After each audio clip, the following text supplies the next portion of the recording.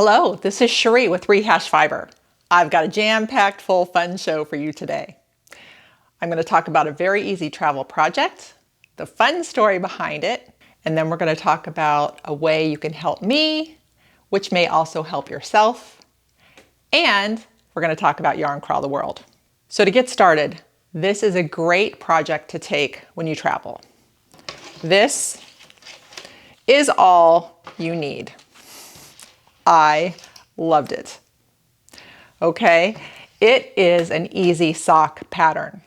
Now, if you've done socks, it's going to go quick for you. If you're new to socks, it's the perfect pattern to start with. It is called No Fear Shorty Socks by Denise DeSantis. It is laid out clearly and very step-by-step, easy to do. Now, my one tip for you though would be to read through it all so that you know what's coming next, especially if you're traveling. Because I'll tell you, I don't usually read through the whole pattern because it actually kind of jumbles up in my brain and I get more confused for some reason. I do better and I can tackle anything sentence by sentence. However, that does mess me up sometimes and I know I need to look forward a little bit. So I did that with this. I ended up missing something and doing something wrong. So I am going to say to you, look it all over. The yarn that I used was Vlna Hep from Czech Republic. It is fingering weight and just lovely. So I want you to take a closer look at the socks here. First of all, look how they lined up with the colors. I didn't plan that. In fact, I got halfway through a sock and I realized it was too big. So I just put that yarn aside, started the pull from the center again, and ended up with the sock colors just matching up just right. So who knows? But I'm really glad it did. And you can see how simple it is here. It's worked like in sections. You have the cuff, then you have just that little bit of sock at the ankle, then your heel, then your foot, and your toe. All very doable. If you have a yarn that changes colors, it's going to keep it really fun. It is worked with a size 1, and I used a circular knitting needle. And like I said, the sock weight yarn. You can find the pattern No Fear Shorty Socks on Ravelry. All right, so the fun story behind it is that I found the yarn in Prague. So I have that wonderful memory of the journey to the yarn store, the experience there, the finding the yarn, the only yarn in the store that was made in Czech Republic, and bringing that treasure home. Then I did the socks while I was on another trip in Quebec City, Canada, and I loved it because it was so small and light. It went with me everywhere. So I have the memory of that beautiful city, and then everywhere I was sitting, knitting these socks. And it makes for some really great socks. When I was at the local yarn store and I was chatting with the ladies and I'm like, you want to see my really great socks? And to the average person, these look like just nice regular socks. I'm like, there's the story behind it. And once they heard, as we all know, when your whole project goes through a journey like that, it's more special to you. So you know how it is. Anyway, super duper awesome Czech socks.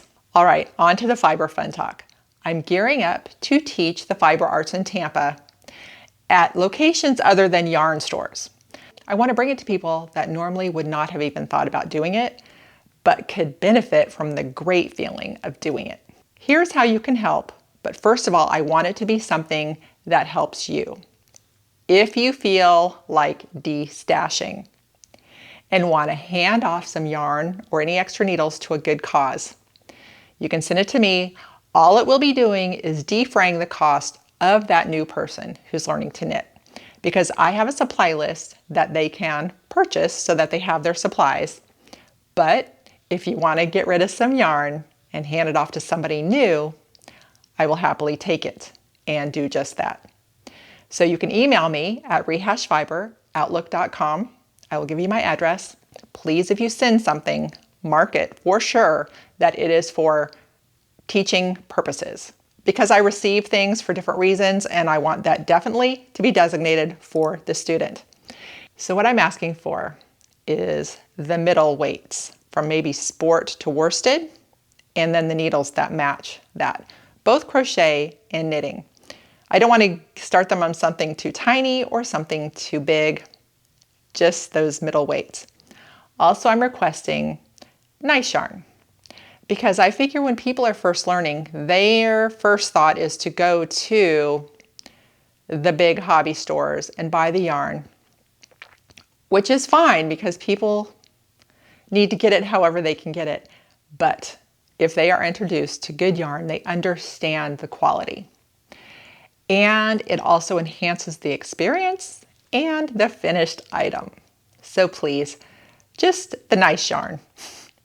And I thank you very much, and they will thank you too, as what a relief it will be to not have to spend money on their new project.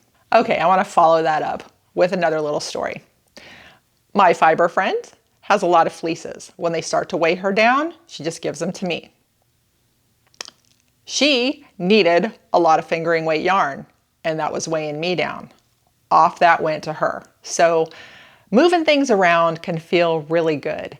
And that is what I'm hoping, if you want to give, it will do for you. So next, I'm going to talk about yarn crawl the world. Do you look for a yarn store everywhere you go somewhere new? I sure do, and I know a lot of people do. I'm putting together all the pieces to make yarn crawl the world, which is having all your treasures and memories in one notebook. So already I have the merchandise set up. You can go to the website, rehashfiber.com, and go under merch, and you'll see Yarn Crawl the World.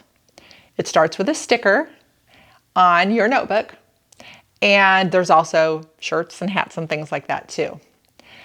Now what I'm still working on is getting you the 1, 2, 3 steps on what you can do, what you can get to put it all together so that when you travel, you can then bring your treasures home and have a nice record of what you've seen and what you've done and your information about the yarn store. I don't know, I love keeping track of things, and I love that when I'm out traveling and I am on the hunt for the store, that I will then be able to take that information and just have it to keep. So I will be sharing those steps with you very soon. All right, I haven't talked about Patreon for a while. Patreon is how creators get paid for the work that they do, for bringing the show and producing it to you. So again, on my website, rehashfiber.com, you can go to Patreon, and for $3 a month or more, it helps keep the show going so that I can keep bringing all this information to you. All right, everybody, happy knitting, your easy socks, and thanks for watching.